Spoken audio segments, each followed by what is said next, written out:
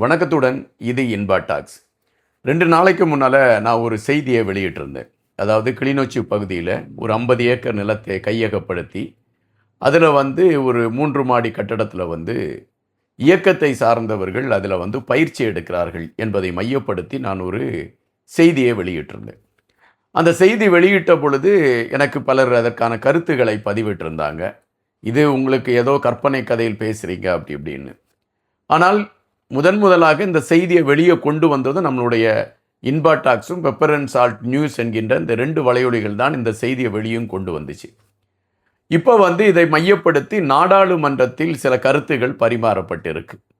இது சார்ந்த தகவல்கள் என்ன என்பதை மையப்படுத்தி தான் இந்த காணொலியில் நம்ம தெளிவாக பேச இருக்கிறோம். அதாவது ஒரு 2-3 நாட்களுக்கு முன்பாக சிங்கள ஊடகங்களில் ஒரு பிரதானமான செய்தி ஓடிட்டு இருந்துச்சு. அந்த செய்தி எதனை மையப்படுத்திய செய்தியாக இருந்துச்சுன்னா, மீண்டும் இயக்கத்தை சார்ந்தவர்கள் உருவாவதற்கான களம் எடுக்கப்பட்டிருக்கு அப்படிங்கிறத மையப்படுத்திய செய்தி. இந்த செய்தியை சொன்னது யாருன்னு பார்த்தீங்கன்னா, சங்கீத ஜெயசேகரா என்பவர் தான் இந்த செய்தியை வெளியே கொண்டு வந்தார் என்பது தகவல். உடனடியாக ஒரு பரபரப்பான ஒரு களம் உருவானது. எப்படின்னு பார்த்தீங்கன்னா, அரசு இதற்கு விளக்கம் கொடுக்க வேண்டிய ஒரு நெருக்கடியே உருவாச்சு. இந்த அரசு ஆட்சிக்கு வந்த பின்னால் இயக்கத்தை சார்ந்தவர்கள் தங்களை வலுப்படுத்துவதற்கான ஒரு களத்தை எடுத்துக்கிட்டு இருக்கிறாங்க. அதன் அடிப்படையாகத்தான் இப்போ பார்த்தீங்கன்னா உங்களுக்கே தெரிஞ்சிருக்கும், இப்போ கிளிநொச்சி பகுதியில் அதற்கான பயிற்சிகள் எடுக்கப்பட்டு இருக்கிறது அப்படிங்கிற ஒரு செய்தி அரசுக்கு மிகப்பெரிய நெருக்கடியை கொடுத்துச்சு. எனவே அரசு இது சார்ந்த ஒரு விளக்கத்தை கொடுக்க வேண்டிய ஒரு கட்டாயத்தை எடுக்குது. அதன் அடிப்படையில் இந்த செய்தி கொடுத்தவராக சொல்லப்படுகின்ற சங்கீத ஜெயசேகராவை அரசு கைது செய்து அவரை விசாரணைக்கு உட்படுத்துது.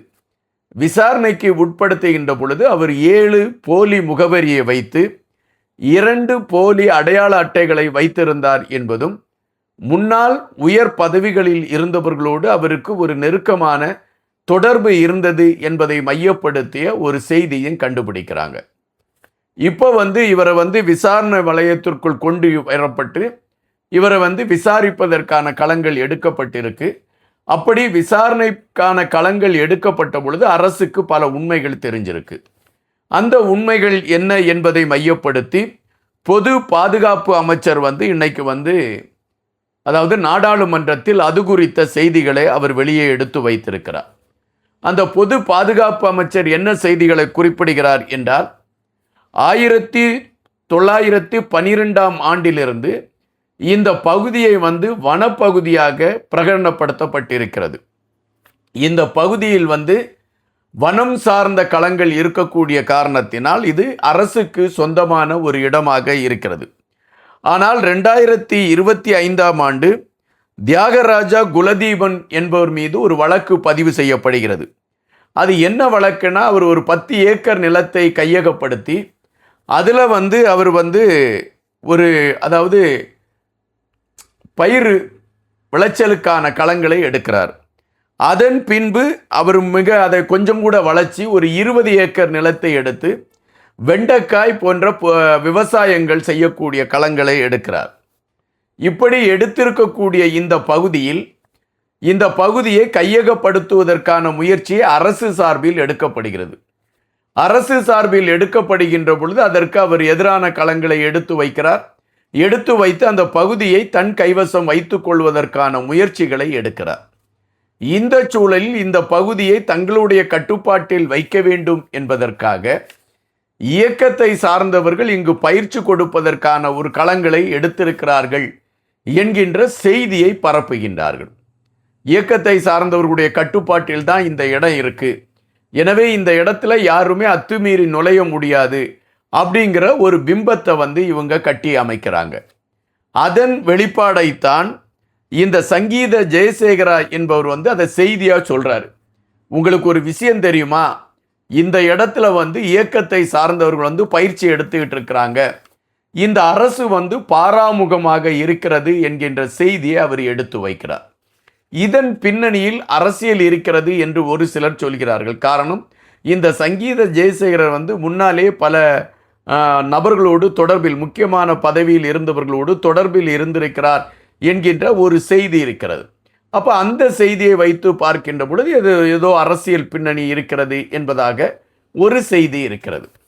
ஆனால் அரசு இதை மிக இலகுவாக கடந்து செல்ல முடியாது. அரசுக்கு இதை குறித்த விளக்கத்தை நாடாளுமன்றத்தில் எடுத்து வைக்க வேண்டிய ஒரு கட்டாயம் இருக்கிறது. எனவே அரசு சார்பில் அந்த குறிப்பிட்ட பகுதியில் உண்மையிலே பயிற்சி கொடுப்பதற்கான களங்கள் எடுக்கப்பட்டிருக்கிறதா என்பதை மையப்படுத்திய ஒரு ஆய்வை அரசு சார்பில் எடுக்கப்படுகிறது. அப்படி அரசு அங்கு ஆட்களை அனுப்பி அங்கு என்னென்ன களங்கள் இருக்கிறது என்று பார்க்கின்ற பொழுது அங்கு ஒரு 3 மாடி கட்டடம் இருக்கிறது.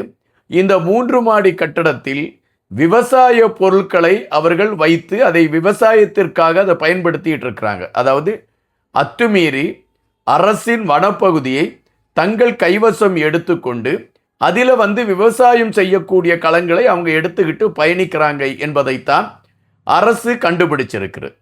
அதைத்தான் இன்று பொது பாதுகாப்பு அமைச்சர் இன்று நாடாளுமன்றத்தில் எடுத்து வைத்திருக்கிறார். அதாவது அவர் நாடாளுமன்றத்தில் எடுத்து வைத்திருக்கக்கூடிய செய்திகள் இது ஒரு வனப்பகுதியாக இருக்கக்கூடிய பகுதியைத்தான் இது போன்ற சிலர் எடுத்து உபயோகப்படுத்தி கொண்டு அங்கே இயக்கத்தை சார்ந்தவர்கள் இருக்கிறார்கள், அவர்களுடைய பயிற்சிகள் கொடுக்கப்பட்டு கொண்டு இருக்கிறது என்கின்ற பொய்யான செய்திகளை இவர்கள் எடுத்து வைக்கிறார்கள் என்கின்ற தகவலை இன்று நாடாளுமன்றத்தில் எடுத்து வைத்திருக்கக்கூடிய களங்களை நம்மால் பார்க்க முடிகின்றது. அப்படி என்றால் சுயநலத்தில் ஒரு சிலர் அரசின் பகுதிகளை தங்களுடைய பகுதிகளாக எடுத்துக்கொள்வதற்கு, அவர்கள் தங்களை பாதுகாத்து கொள்வதற்கு இயக்கம் மீள் உருவாக்கம் என்கின்ற செய்தியை மையப்படுத்திய தகவல்களை அவர்கள் சொல்லிக்கொண்டு இருக்கிறார்கள் என்பதைத்தான் நாம் இங்கு பதிவு செய்ய வேண்டியதாக இருக்கிறது. முதலாக சிங்கள ஊடகங்கள் இந்த செய்தியை எடுத்துக்கொண்டு அதை முனைப்புடன் சிங்கள ஊடகங்கள் வெளியே எடுத்து வைத்த பொழுது தமிழ் வலையொலிகளில் முதலாக அந்த செய்தியை கொண்டு வந்தது நாங்கள்தான். அதாவது அறியாத பல செய்திகளை தேடி எடுத்து கொண்டு வருகிறோம் என்பதற்கான ஒரு அடையாளமாக இது பார்க்கப்படுகிறது என்பதுதான் நிஜம். இப்பொழுது அரசு அந்த விஷயத்தை குறித்து அரசு அதற்கான தெளிவான விளக்கத்தை கொடுக்கக்கூடிய ஒரு இக்கட்டை நோக்கி நகர்ந்திருக்கிறது என்கின்ற தகவலையும் நாம் இப்பொழுது எடுத்து வைக்கிறோம்.